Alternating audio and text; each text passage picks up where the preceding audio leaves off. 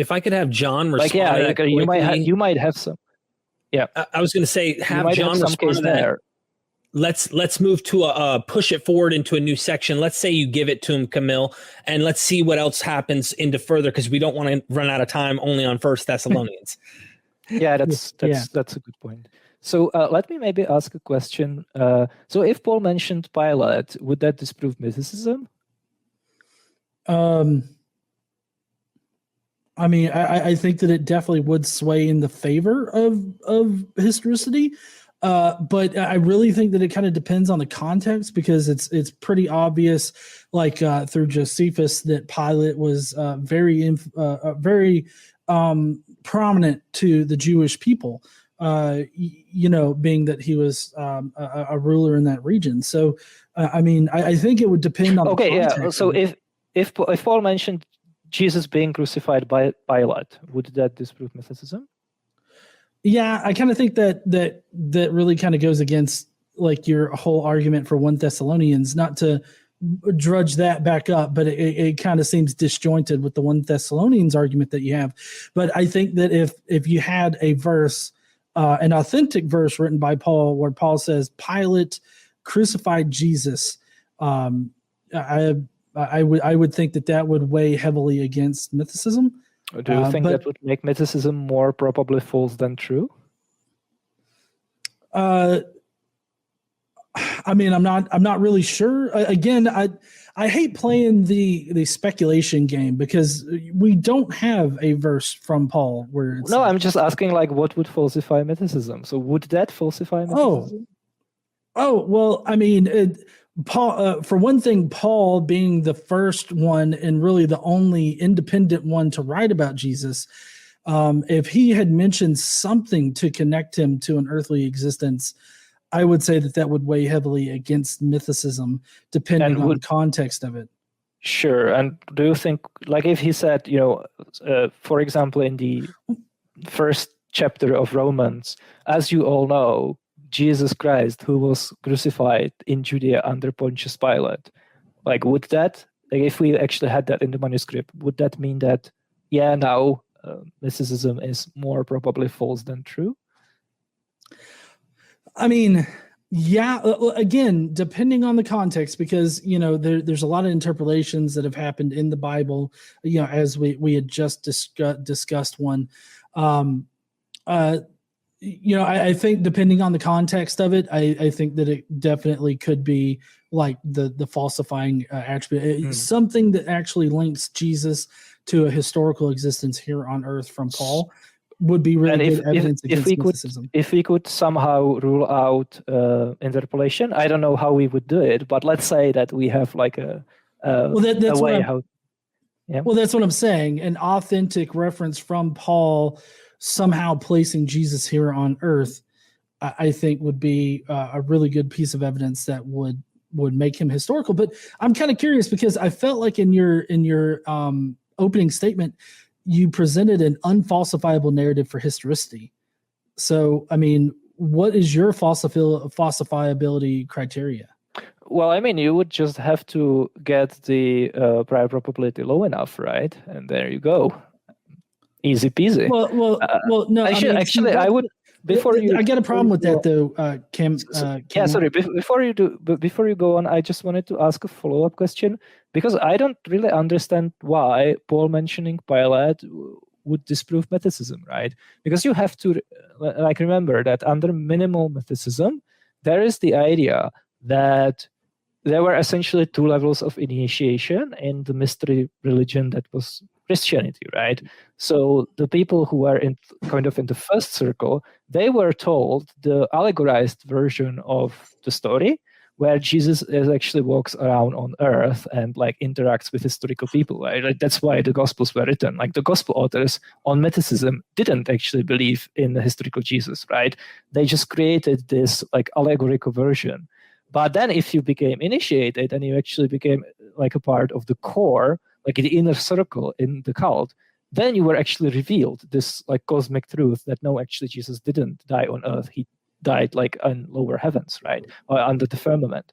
So Yeah, I think even if we found a letter of Paul where he talks about Joseph, Mary, Pilate, I don't think that would disprove mythicism, because you could always say, well, Paul is just writing to the uninitiated Christians. So of course he can't just spill the cosmic truth, right?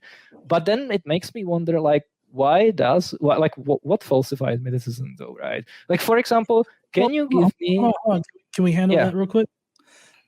So why do you think that apostles, which you understand that I'm assuming that you understand that apostles would be those that personally receive visions of Jesus, right? Well, that's what Paul says. I don't know what like Cephas would say, or Peter. Okay, well, I mean, as far as we can know from the actual information that we have, that's what an apostle is. Yeah, I think Paul is saying that. I think Paul is saying that for like a clear, like very obvious reason, right? Because he wasn't actually a disciple of Jesus. So of course he's going to say, well, the reason, like the way how you become an apostle is not by following Jesus when he was alive. Because if he said that, that would immediately take away his authority, right? Like he needs to say, what makes someone an apostle is receiving revelations from Jesus, because anyone can claim that. But I mean, him. Paul never at all indicates that you didn't have to, walk with Jesus. Like he never talks about anybody either not walking with Jesus or walking with Jesus. Exactly, because if he did, he would just massively shoot himself on the foot, right? He doesn't want his audience to think about there being disciples who actually knew Jesus on earth, because if his audience members realized that, they would start wondering what those disciples say about what Jesus said when he was on earth, right? And they would realize that Paul is actually feeding them his own theological innovation. Like Paul wants you to think about Jesus as this like being that communicates from heaven through revelations, because he didn't have any actual like discipleship, right? And he can't point to that. He has to point to revelation. I'm sorry, I got to push back against this, because the only message that mattered to the apostles in general was the message that Paul received through visions of Jesus Christ. So well, I mean, that's what Paul says. Like you would absolutely expect in him to do exactly what he does on historicity, right? He wasn't a disciple, so of course he wants to. Sorry? See, this is what I'm talking about. You're presenting an unfalsifiable narrative on your end. Everything that we actually have information for seems to be expected on historicity. That makes your hypothesis unfalsifiable. And to push back against you saying that, Paul mentioning Pilate would not disprove mythicism, I specified the context in which it was being mentioned in would definitely factor into it. But you're assuming that Paul, the one who's an apostle who was accepted amongst the other apostles, at least as far as we can tell, was somehow not initiated into the highest rings of the religion at the time. I find that to be very improbable. I'm not necessarily saying that he wasn't initiated, right? I'm just saying that, first of all, he wouldn't reveal the cosmic truth in his letters, right? And second of all, of course, it's in his best interest to depict apostleship as being directly linked to revelation. And it's in his best interest never to talk about what Jesus actually did and said on earth, and about people who actually were his disciples, right? He never says, by the way, Cephas was Jesus's earthly disciple, right? Because then he would be drawing the attention of his audience towards the fact that his own version of the gospel is actually his own theological innovation, and it's not based in. Sorry, but it wasn't.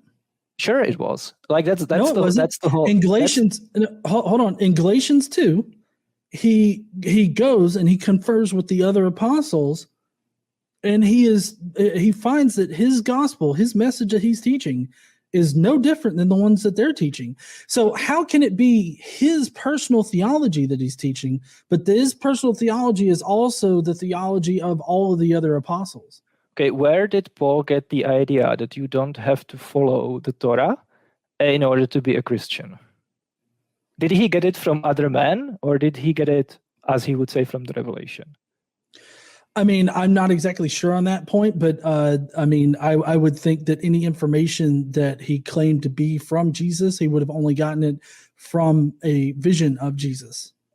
Well, there you go. So it was like it came from his head eventually, right? Well, so there you I mean, go. it did. Hold on. I mean, it did, but again, in Galatians 2, which is this is the only historical account that we have of anything happening around the 50s AD. In Galatians 2, he met with other apostles. He confirmed the message that he was teaching, which would have been the entire message that he was teaching, was the same that the other apostles are also teaching. Yeah, well, I think what actually happened is that they achieved some kind of political consensus where and Paul basically says this explicitly, they essentially split the Christendom, right? And Peter was the apostle for the circumcised. So Peter, and by extension, the Jerusalem church, would proselytize to the Jews, and they would still follow the Jewish law, right? But what was confirmed is that it's okay for Paul to keep going around converting Gentiles, and they don't have to follow the law. Like, this is what was agreed. And interestingly enough, apparently this agreement didn't really work. Like, not everyone was on board with it, because first you have the rebuke of Cephas in Antioch, right, in Galatians 1, 6-8. But then also that, like, the entire reason why the letter to the Galatians was written is because Paul is angry at Galatians, because they were actually listening to someone else who came to them, someone who preached a different gospel than Paul, and they actually listened to them, right? So, and he's chastising them very clearly and very strongly. And then the rest of the letter is essentially explaining exactly the parts that he innovated to nail home, to drive home the points that were in this disagreement, right? And also, I think, a conflict between Pauline and Petrine Christianity continuing to be a serious problem is also the reason why the books of Acts was written, because Acts is essentially revisionist historical fiction, and it specifically diverts from what is reporting in the Pauline epistles in order to make sure that the reader gets the picture that Peter and Paul were on the same page, from day one, that there never was any theological disagreement between them, which of course indicates that there was, right? That's why they had to cover it up. So there you go, right? And there is, of course, an interesting hypothesis, but that's not very strongly supported, that actually the Gospel of Mark is a product of the Pauline faction, and it's specifically a hit piece against the Petrine faction. So by that logic, the conflict still continued even in the 70s. That, for example, explains very nicely why the Jerusalem pillars, Peter, James, and John, are depicted as being so dumb in the Gospels. They don't get it because they didn't have the proper theology. Paul had, right? Well, okay, but if we can get back to how, what's your falsifiability criteria for historicity? Yeah, so just get the prior probability of Jesus' existence high enough, and then there you go. So, but you see, that's really putting it in ambiguous terms for people. Also, I mean, I know that you know the math well enough on Bayesian reasoning. To know that, obviously people can misuse the method in order to make it say. I mean, it's pretty commonly known that probability, you can get it to say whatever you want it to say, right? As long as you represent the math in a certain way, you can get it to say anything you want to. So my point, what I'm saying is my falsifiability criteria is that, Paul or some just an independent source that is historically sourced, mentioning something that would tie Jesus to an earthly existence would disprove mythicism as a hypothesis. Why? That's my I think that you could still make it consistent with mythicism, no problem, right? Just say they are retelling the allegorical so, earthly version. Kamil, I'm so sorry to stop you in the middle of this. Why are you taking what I'm saying and then telling me I'm wrong about what I'm saying, and that what you are saying is actually correct about my own position? Because I know mythicism better than you, maybe. I don't know. Like, just think about it, right? Can like, we calm down with the condescension, please? Sorry, Karen. No, seriously though. Like, what I'm pointing out is that for the particular pieces of evidence that you mentioned, the internal structure of mythicism is such that they are still explicable on mythicism, right? Like, even if we had an authentic passage in Paul mentioning Jesus being crucified under Pilate, you can still very easily explain it with mythicism, right? Maybe to illustrate the point, right? Who do you think was the earliest Christian that we know of who actually believed in a historical Jesus? So he bought into the Gospels. And why do you think that? Well, I mean, it would have to be. So, I mean, I don't know. I mean, we're just. I mean, this is all like getting on to speculation. You're asking me to speculate who the first one was. I could say historical Jesus. Well, I could say any number of the church fathers that actually believe that Jesus was a historical figure. The fact is that at that point, being in the 2nd century, I mean, it wouldn't be any issue for Christians to believe that Jesus was a historical figure. I don't understand the point of this questioning. Right now. Well, so here's the point, right? So, for example, was Polycarp a historicist, right? Well, he quotes the Gospels, he talks about Jesus on earth, right? So does that establish that he was a historicist? Well, no, because you can always say he's just talking about the allegorical version of the myth, right? Ignatius, the same. Papias, the same. Justin Martyr, right? So it seems to me that every time there is something in the Christian literature that seems to point in the direction of there being historical Jesus, you can just say this is the allegorical version of the real cosmic truth. And every time you find something that seems to indicate that Christians, at least some, originally believed that Jesus didn't exist, that's great evidence for mythicism, right? Like Justin Martyr in the Dialogue of Trypho supposedly alludes to mythicism, so that counts as evidence for mythicism, apparently, right? But him, I think, obviously thinking that Jesus actually existed, can still, under mythicism, be explained as him just alluding to the cosmic version of the myth. Like, you can always play that card, right? Yeah, well, see, here's how I feel like your argument pretty much culminates to, is that I'm sitting here saying that mythicism is falsifiable, and then you're rewriting what I'm saying into something that makes it unfalsifiable, while you yourself refuse to give any kind of real falsifiability criteria. Okay, yeah, okay. Okay, cool. So what would specifically make me believe that it's more likely that Jesus didn't exist than that he did is if we actually look through the primary sources and they found out that it was like super common for ancient authors to invent fictional characters who have like all kinds of crazy supernatural powers, like they were incarnations of gods, they were conceived by gods, they work miracles, they were raised from the dead, whatever, right?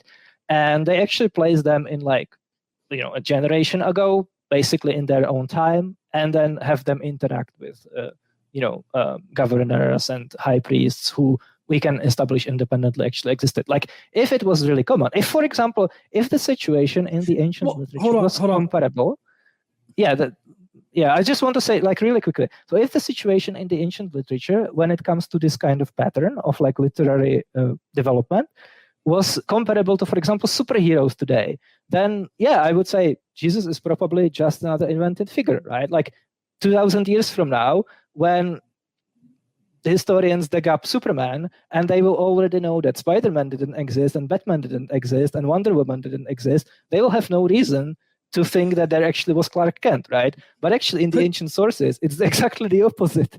Okay, listen. All right. So I want you to put yourself in the shoes of Paul, right? Mm-hmm. Put yourself in the shoes of Paul. Oh, so sorry. My Android wants to answer my question before I can ask it. Put yourself in the position of Paul and ask yourself, who did Paul claim Jesus interacted with on earth, like in an earthly way? Can you name one single person that Paul says Jesus interacted with? Well, I mean, he probably interacted with his brothers, right? Well, no. See, I specifically asked you to name one person that Paul indicates as Jesus interacting with him. That's a really good question. I don't think there is any passage like that. Right. There's not. Because for Paul, in all of his writings that you can look at, he only ever indicates Jesus as being this celestial figure, which, mind you, was a physical place. The Sure. celestial realm was, I think that we agree on that the celestial realm was a physical place. And we have first century documentation of Christians believing that Jesus descended through all the different layers of heaven, shedding his godlike abilities and powers, and becoming this physical person in the celestial realm, being crucified by Satan and his demons in the firmament, and then resurrecting back up to the higher levels of heaven. I mean, the ascension of Isaiah is the one that I'm referencing here, which I'm sure that you've got something to explain away about that. But the fact is that there were first century records of this exact thing being taught by Christians, or at least maybe not being taught, but being believed by a group of Christians.